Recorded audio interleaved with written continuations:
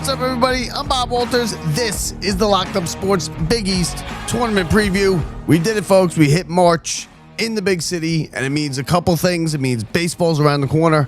It means the weather is getting better, and it means March Madness. But before we get to March Madness, of course, for 4 days, the Big East Conference takes over Madison Square Garden, and it's one of my favorite tournaments of the year, one of my favorite times of the year.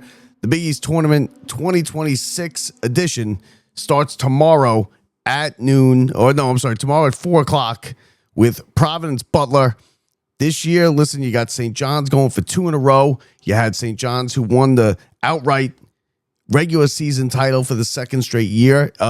They got lucky. They caught a break with UCONN losing to Marquette on the last day of the season over the weekend. You had Hurley getting fined, getting in the referee's face, getting ejected. I think that's going to affect UConn a bit. I don't know if they're going to trip up in this tournament, but it's going to prevent them from getting a 1 seed, which I don't know if they would have got a 1 seed anyway, to be honest with you, but it's going to prevent them from getting a 1 seed. They're going to be on the 2 line now. And now the question is UConn coming in with a chip on their shoulder, or is UConn coming in struggling and doubting themselves? So that's a question that you can't answer until you see them play, and we'll see them play on Thursday. As you look at the bracket here, it starts off tomorrow. It's a 4-day event, obviously, as is every year. It's been held at Madison Square Garden. It's the one conference tournament that's been held at the same location for the longest in the country. It's usually a fantastic 4 days of basketball. We've seen unlikely things happen, such as Kemba Walker running UConn through the Big East tournament, and they just continued on to a national championship by running right through the NCAA tournament. We've seen the 6 overtime game with UConn with Syracuse, and we've seen Villanova win a bunch of these. Jay Wright come to prominence here, and Calhoun and Boeheim, and Louis Conaseca. Yes, it's not the same conference that it was. It's not obviously as prominent as it was back in its heyday. But you know what? They've done a good job at rebuilding this conference, making it a basketball conference, adding teams like Butler and Marquette and, just teams like that, Creighton, to make it a basketball conference. And, it's a down year for the Big East. It absolutely is. You're looking at a 3-team league. The fact that Seton Hall lost to St. John's in their last game of the season, I think pretty much, barring obviously a miracle run here, puts them out. You got Santa Clara with the win last night. They're going to steal somebody's bid, and stuff's going to happen where Seton Hall's not getting in. So it's going to be St. John's, UConn, and Villanova's going to get in as well. And you're going to have a 3-team league here. And let's get started with the brackets and breaking it down as far as the Big East tournament goes. And we'll talk a little bit about the NCAA too as well. But listen, it gets started tomorrow. You got 3 games tomorrow. You got the 5 teams get a bye. The teams that get a bye are St. John's, Creighton, Seton Hall, UConn, Villanova. Okay. So now you get 3 games in the first day. Start at 4 o'clock. Providence, Butler. It's an interesting game. I think Butler's obviously not having a good year. They're down team. They are a young team. The Stevens is a hell of a coach. They're going to be good in the next year or two. Count on that. But this year, they're not playing well. And Providence has not played well at all since Ed Cooley has left. They're the 9 seed now. They haven't had a good year. They're under 500 in the conference. You really don't expect any of these teams from these 3 games to really advance into the Friday semifinal round. But you never know. You could get a Marquette who is coming off now, flying high, coming off of a win over UConn, number 4 in the country. They upset them on senior day at home. Huge deal for them. Huge deal. Now they go into this tournament, then that's what they're coming off of in the regular season. So maybe you get a Marquette beat Xavier, and then they go in and they're going to get a rematch with UConn if they win this game. So that's going to be interesting. But I think most people at least, expect it to come down to UConn and St. John's Saturday night, a rubber match. You had St. John's win at the Garden earlier in the season in February. You had UConn just embarrass St. John's up in stores, run them out of the gym. A 40-point win just to complete one of the worst losses of Pitino's career. And now what are you going to get here in the game that really counts in the tournament final if we get that matchup? But, there's still a long way to get there. You got to go through a couple games. So Providence, Butler tomorrow. You got to that game could go either way. I could see Butler getting the win. I can see Providence getting the win, but I'm going to say Butler is going to win that game, and then they'll go on to play St. John's. And I don't think St. John's will have any trouble with either Butler or Providence. They're better. They've beaten both of them. They're a better team. Then you have the Marquette Xavier game. That's at 6:30. That's the second game of the triple header on Wednesday, the first round. And then after that, you get Georgetown, DePaul, and neither of those two teams are going anywhere. Now, Georgetown is sneaky a bit because they do have talent. They came in as one of the top 5 most talented teams in the conference in the beginning of the season, and they just haven't been able to play well. They can't make shots. They can't play defense. It's just been a bad year all around for Georgetown. And DePaul should beat Georgetown, but Georgetown has more talent. So let's go, and the winner's going to get Villanova. So now on the Thursday, the quarterfinal day, you're looking at, a St. John's, let's say Butler noon game. Now, it's interesting that they put St. John's on at noon. You'd think that they would want to put them, in the night session, maybe the 7 o'clock game, but they got UConn and they got Villanova. And that shows the schedule makers, it shows right there that UConn and Villanova are still powerhouses here, even in New York City, even in St. John's building. Because in the opening session, you got the two local teams. You got St. John's against the winner of Providence Butler.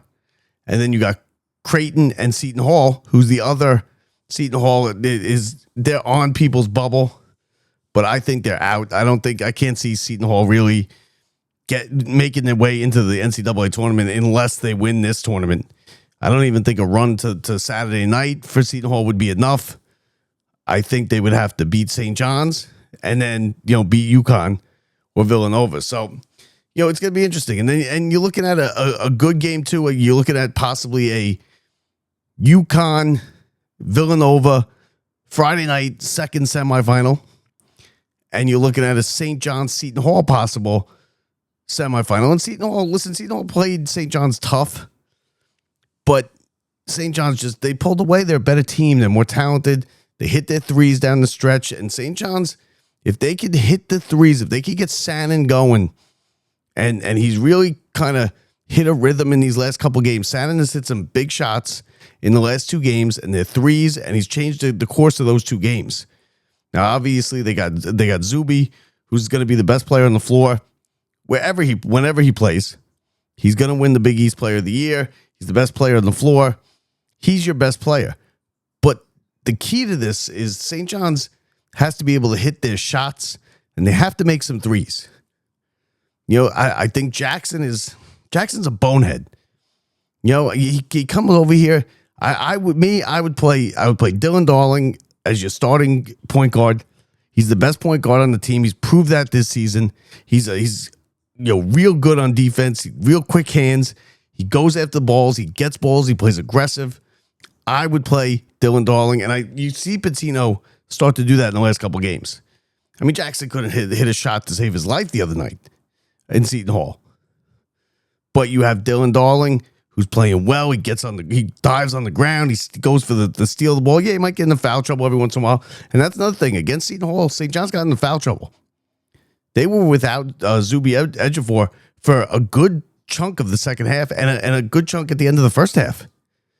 You can't have that. Can't have that when you're going up against UConn. Now, as far as UConn goes, like I said, I don't know if the incident and the loss to Marquette, how they're going to react. We'll find out right off the bat, and they might get another rematch with Marquette. In fact, I think they will. I think Marquette is going to come in here flying high. They got Xavier. They will beat Xavier, and then they go right in and play UConn the next night on Thursday. And it's going to be a fascinating game. I think UConn will win. I think probably because they're more talented. That was a senior night, home game, final game of the season type of situation. The crowd kind of carried it when they got things going, and UConn just turned the ball over. And that's a problem. And Hurley going crazy on the sideline, I don't like it. I mean, he's constantly screaming at the officials, and it's a little too much because he's not right half the time. Most of the time, he's wrong. And he just looks like an idiot over there, screaming and yelling his head off. Like, you got to be better than that. You're not getting any change calls. You're not getting any calls because of it. In fact, now you bumped the refs. You got thrown out. The refs, you are not fans of UConn and Hurley. If anything, it's going to go the other way. But I think UConn's just too talented for them. I think Marquette's going to come in. They obviously will believe because they just beat them a week ago. And I just don't think they're going to be. I don't see Marquette beating UConn twice in a week. So you're looking at, and I think it's going to be St. John. I think we're going to get the game that we all want on Saturday night, UConn and St. John's. And it's going to be a lot of fun. It's going to be a great atmosphere. I think it'll be 90-10, a St. John's building, just like it was a couple weeks ago or a month ago when they played at the Garden and St. John's had the crowd. They packed the building. They were loud. It was electric, and it was a St. John's building, and I think it'll be the same thing this week in these 4 days. So St. John's, Creighton, Seton Hall, UConn, and Villanova get the bye. Tomorrow you got starting at 4 o'clock. The games are going to be on Peacock and NBC Sports Network. FS1 will also have some games in the quarterfinal round, and then Fox will have the semifinals and the championship on Friday and Saturday. So, listen, so if you don't get Peacock, you could always tune in. We will be doing the St. John's games right here on YouTube, on Facebook, on all that. We'll be calling play-by-play radio call of the St. John's games. We will do the championship game as well, regardless of who's in it, and maybe even the first semifinal on Friday. So, it gets underway tomorrow. Villanova, a lot of people look at Villanova. Are they a threat to really, make a run here? I don't think so. Just judging by the fact that St. John's and UConn have really held them off and they played well against them. I think Villanova's a decent team. They're probably a 7 or 8 seed in the tournament. They're going to get to the tournament. But the story is UConn and St. John's. That's the game everybody wants to see. You got the two coaches that no love lost between them. You got the fan bases that don't like each other. You got they're right here next to each other. The Garden has been ruled by UConn in the past, in this tournament and in this conference. And coming off of a blowout 40-point win over St. John's at home, St. John's beat him at the Garden. I think that's the game everybody wants to see, and I think we're going to get it. St. John's going for 2 in a row now. 2 in a row, 2 Big East tournament championships in a row is a big deal. They would be regular season champs outright, Big East tournament champs, 2 straight years for Pitino. And then they got to make a run in the NCAA, and they really do. That's really all it's missing. He's brought him back to prominence. He got the building back. He has recruited fantastically. Except maybe, the Jackson thing. And he might have talked the team up a little bit much coming into the season. They were number 5 in the country. They're not number 5 in the country. They never were number 5 in the country. They never were the 5th best team in the country. But they are a good team, and they've come together over these couple months because they started out slow. It looked like it was going to be a disaster for St. John's. But they've come together, and they really started to play well at the right time. They had that long win streak. They lost to UConn, which is not a bad thing. That loss might be a good thing. Just like the loss to Marquette for UConn could be a good thing for them. Sometimes it's good to lose.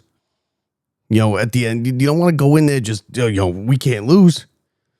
Because then you end up running into somebody that's red hot, or a kid has a big day from beyond the arc, and you're out, and it's over.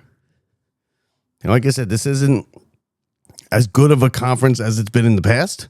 This would be considered a down year for the Big East. But, for 4 straight days, the Knicks go out west. The Big East comes into town, and it's always a lot of fun. If you haven't been out there, I highly suggest getting out there to check it out. Go check out the quarterfinals day. If you're a big basketball fan, go check it out. Go to the 2 sessions. You go Get there at noon, you watch the games, 2 games, then you go out to dinner, get some drinks, and then back at 7 o'clock for 2 more games. And you're going to get UConn and Villanova both in the night session. So it should be fun. Tomorrow, 4 o'clock it starts, Providence and Butler, followed by Xavier Marquette, and then Georgetown and DePaul is the late game. And then on quarterfinal Thursday, it's going to be the winner of Providence Butler against St. John's, Creighton and Seton Hall, which, you know what? I don't think either of those 2 teams are going to win, but are going to win, the tournament or get anywhere. But I think that's going to be a real competitive game and a real good game. And I think the winner of that Creighton Seton Hall game could give a little fits to St. John's. I don't think St. John's going to run over the team, either Creighton or Seton Hall. So, that's an interesting storyline to watch. As far as the games tomorrow, there's not much really to watch. I expect Marquette to win. I expect DePaul to win, but DePaul's no good. Marquette, UConn, it gets a little spice. There is some spice to it because of what just happened in the final game of the season. But like I said, I think UConn will handle Marquette in a rematch. No problem. And then you're looking at, a UConn Villanova Friday night semifinal, late session at the Garden.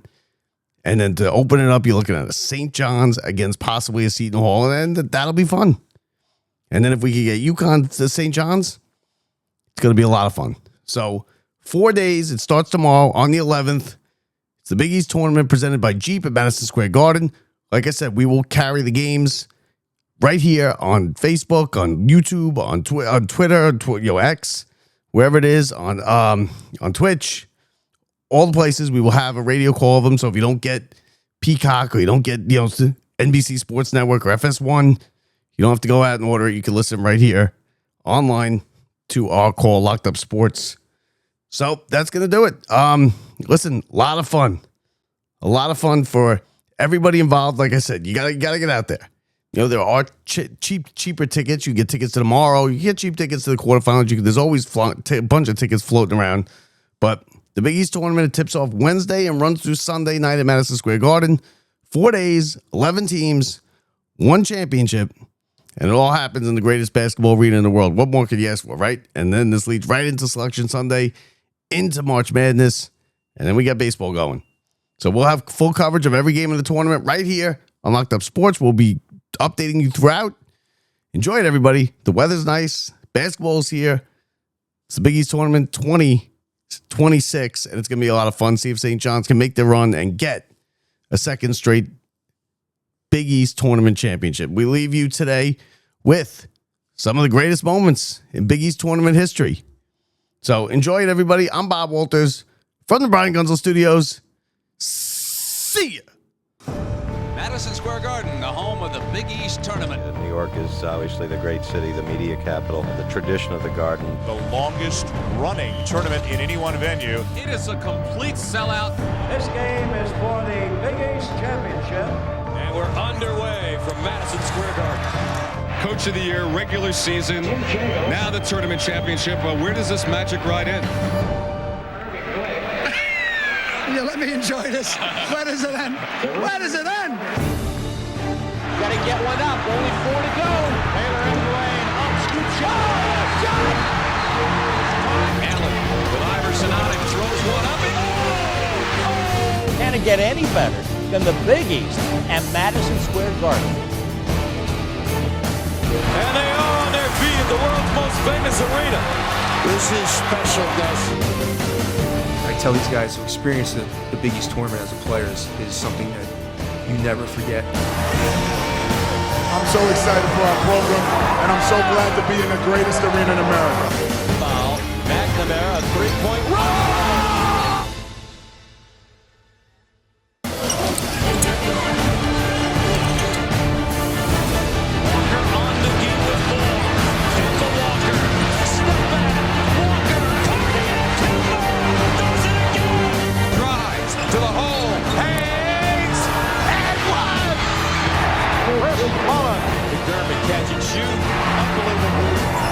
Crossover, quick release. Oh, baby, and the foul. Overtime number 6 from New York City. traffic. It goes again. Right down by 2. Scoops it up, no. West Virginia has won its first Big East championship. And Providence for the first time has won the Big East championship. They are the Big East champions for the first time. St. John's, winners of the Big East championship here in the Garden. You guys have a chance to be part of the greatness. The greatness of Madison Square Garden. But most importantly, we have a chance to be part of the greatness of this conference. The best basketball conference in the country, bar none. Now you've worked hard, you've given yourself a chance. Go out there and be part of that greatness tonight. Let's go.